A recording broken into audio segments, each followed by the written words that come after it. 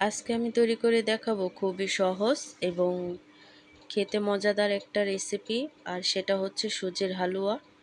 আর এই সুজির হালুয়াটা দেখতে যেমন সুন্দর, খেতেও কিন্তু তেমন মজা। আর তৈরি করতেও অল্প সময়ের মধ্যেই কিন্তু এই হালুয়াটা তৈরি করা যায়। এর জন্য কিন্তু এই হালুয়াটা সবার অনেক প্রিয়। তো এই হালুয়াটাই আজকে আমি তৈরি করে দেখাবো কতটা সহজভাবে, অল্প উপকরণেই কিন্তু এই হালুয়াটা খুব সহজে তৈরি করা যায়। আর এই হালুয়াটা যে কোনো কালার করেই কিন্তু তৈরি করা যায়। তোমরা চাইলে সাদা কালার করেও তৈরি করতে পারবে। এখানে আমি সুজি নিয়ে নিছি। হাই গাইস, আসসালামু আলাইকুম, welcome back to my channel. কেমন আছো তোমরা সবাই? আশা করি ভালো আছো। আল্লাহর রহমতে আমি অনেক ভালো আছি। তো গাইস, আজকে আমি সুজির হালুয়ার রেসিপি তৈরি করে দেখাবো, যেটা নাকি খুব কম সময়ের মধ্যেই তৈরি করা যায়। তার জন্য কিন্তু এখানে আমি একটা হাঁড়ি বসায় দিছি, আর হাঁড়িতে দিয়ে দিছি ঘি। আর এই হালুয়াটা তৈরি করতে কিন্তু ঘি অবশ্যই লাগবে। আর ঘি দিয়ে কিন্তু এই হালুয়াটা রান্না করলে খেতে অনেকটা টেস্ট লাগে। তো ঘি দেওয়ার পরে কিন্তু আমি হালকা আঁচে সুজিটাকে ভেজে নেব, যাতে কাঁচা একটা গন্ধ আছে সেটা না আসে। তো খুব ভালো করে কিন্তু আমি সুজিটাকে, তো এখানে আমি আগে থেকে জাল করে রাখা দুধ সেটা দিয়ে দিচ্ছি। তো দুধটা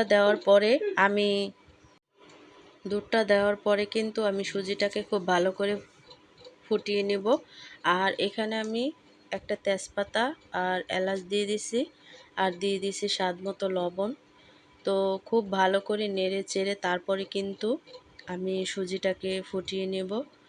আর ফুটিয়ে নেওয়ার পরেই কিন্তু এখানে আমি চিনিটা অ্যাড করব, তার আগে করব না। আর আমি এখানে হালুয়াটা একটু কালার করব, তার জন্য কিন্তু একটু ফুড কালার দিয়ে দিছি। আর এই ফুড কালারটা কিন্তু অপশনাল না, আমি এটা আমার নিজের থেকেই দিছি। আর কি হালুয়াটা একটু কালার করার জন্যই কিন্তু আমি দিছি, দেখতে ভালো লাগে তার জন্য। তো দেখো, হালুয়াটা কিন্তু নাড়তে চাড়তে একেবারে আমি পানিটা শুকায় নিছি। তো এই পর্যায়ে এসে আমি আবার ঘি দিয়ে দিচ্ছি। আর এই ঘিটা দেওয়ার পরে কিন্তু নেড়ে চেড়ে তারপরে আবার মিক্স করে নেব। আর শেষ সময়ের দিক দিয়ে কিন্তু এই ঘিটা দিলে খুব সুন্দর একটা ফ্লেভার আসে, ঘিয়ের একটা ফ্লেভার। তো দেখো, হালুয়াটা হওয়ার পরে কিন্তু আমি একটা পাত্রে ঢেলে নিছি। তারপরে কিন্তু আমি সেট করে নিচ্ছি বরফি আকারে কাটার জন্য। তো দেখো, আমি কিন্তু সেট করে নিছি। নেওয়ার পরে কিছু কাজু বাদাম, পেস্তা বাদাম আমি দিয়ে দিচ্ছি। তো এভাবে করে কিন্তু তোমরা পেস্তা বাদামটা দিতে পারো।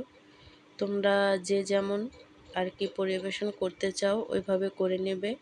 তারপরে কিন্তু হালকা হালকা গরম থাকা অবস্থায় আমি হালুয়াটাকে একটু কেটে নেব, নয়তো দেখা গেছে শক্ত হওয়ার পরে হালুয়াটা কাটতে গেলে ভেঙে যায়। তো এর জন্য কিন্তু আমি গরম অবস্থায় একটু হালকা গরম থাকা অবস্থায় কিন্তু আমি হালুয়াটাকে কেটে নেব।